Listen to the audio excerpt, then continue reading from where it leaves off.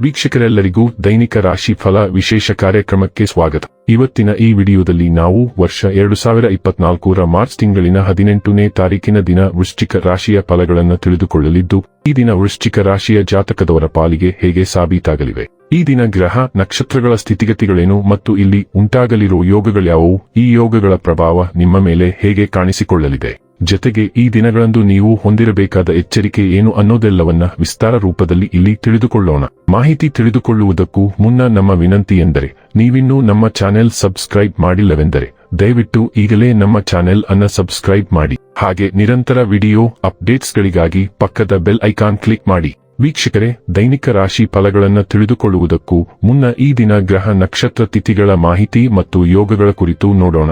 ಈ ದಿನವು ಸೋಮವಾರದ ದಿನವಾಗಿರಲಿದ್ದು, ಫಾಲ್ಗುಣ ಮಾಸದ ಶುಕ್ಲ ಪಕ್ಷದ ನವಮಿಯ ತಿಥಿ ಇರಲಿದೆ. ನವಮಿ ತಿಥಿಯು ಈ ದಿನ ರಾತ್ರಿಯ 10:49 ಇರಲಿದ್ದು, ನಂತರದಲ್ಲಿ ದಶಮಿ ತಿಥಿ ಪ್ರಾರಂಭವಾಗಲಿದೆ. ಜತೆಗೆ ಈ ದಿನ ಸಂಜೆಯ 6:10 ಆರಿದ್ರ ನಕ್ಷತ್ರದ ಗೋಚರವಿರಲಿದ್ದು, ನಂತರದಲ್ಲಿ ಪುನರ್ವಸು ನಕ್ಷತ್ರದ ಗೋಚರ ಪ್ರಾರಂಭವಾಗಲಿದೆ. ಜತೆಗೆ ಈ ದಿನ ಸಂಜೆಯ 4:37 ಸೌಭಾಗ್ಯ ಹೆಸರಿನ ಯೋಗ ಇರಲಿದ್ದು, ನಂತರದಲ್ಲಿ ಶೋಭಾನ ಹೆಸರಿನ ಯೋಗ ಪ್ರಾರಂಭವಾಗಲಿದೆ. ಇನ್ನು ಚಂದ್ರದೇವನು ಈ ದಿನ ಮಿಥುನ ರಾಶಿಯಲ್ಲಿ ಗೋಚರಿಸಲಿದ್ದೆ, ಅದೇ ಸೂರ್ಯದೇವನು ಈ ದಿನ ಮೀನ ರಾಶಿಯಲ್ಲಿ ಗೋಚರಿಸಲಿದ್ದಾನೆ. ಇನ್ನು ಈ ದಿನದಂದು ಅಭಿಜಿತ್ ಮುಹೂರ್ತ ಮಧ್ಯಾಹ್ನದ 12:05 ಇಂದ ಮಧ್ಯಾಹ್ನದ 12:53 ಇರಲಿದೆ. ಇದು ಈ ದಿನದ ಗ್ರಹ ನಕ್ಷತ್ರ ತಿಥಿಯ ಕುರಿತಾದ ಮಾಹಿತಿಯಾಗಿದ್ದು, ಇದರ ಆಧಾರದ ಮೇಲೆ ನಿಮ್ಮ ದಿನಚರಿಯಲ್ಲಿಯೂ ಬದಲಾವಣೆ ಕಂಡು ಬರಲಿದೆ.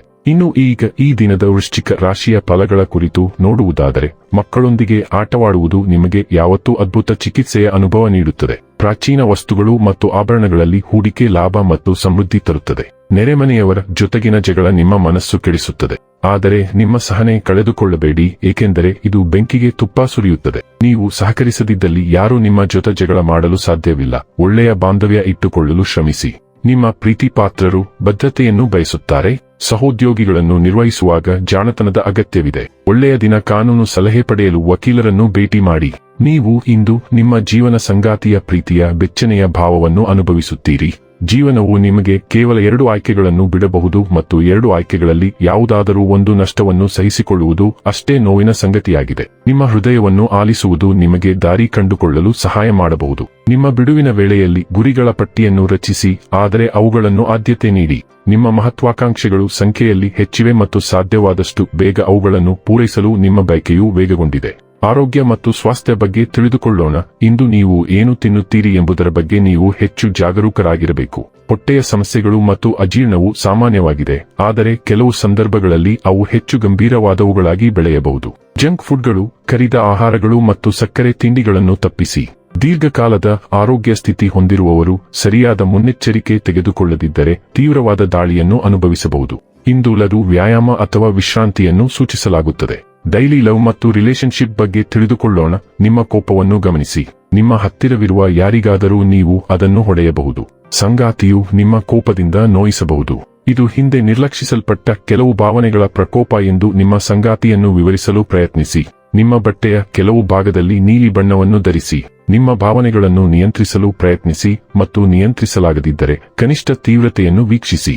ವೃತ್ತಿ ಮತ್ತು ಹಣ ಬಗ್ಗೆ ತಿಳಿದುಕೊಳ್ಳೋಣ.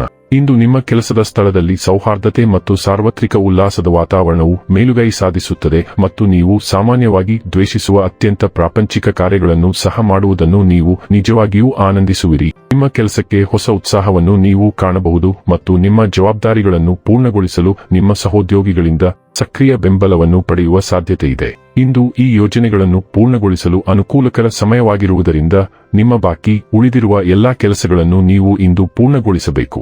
ಇನ್ನು ಕೊನೆಯದಾಗಿ ಈ ದಿನ ಮಾಡಿಕೊಳ್ಳಬೇಕಾದ ಉಪಾಯಗಳ ಕುರಿತು ನೋಡುವುದಾದರೆ, ಆನಂದದಾಯಕ ಕುಟುಂಬ ಜೀವನವನ್ನು ಹೊಂದಲು ಆಹಾರದಲ್ಲಿ ಕೇಸರಿಯನ್ನು ಬಳಸಿ. ವೀಕ್ಷಕರೇ, ಇದಾಗಿತ್ತು ವೃಶ್ಚಿಕ ರಾಶಿಯ ಜಾತಕದವರ ದೈನಿಕ ರಾಶಿ ಫಲದ ಮಾಹಿತಿ ಇಷ್ಟವಾದರೆ ವಿಡಿಯೋವನ್ನು ಲೈಕ್ ಮತ್ತು ಶೇರ್ ಮಾಡಿ.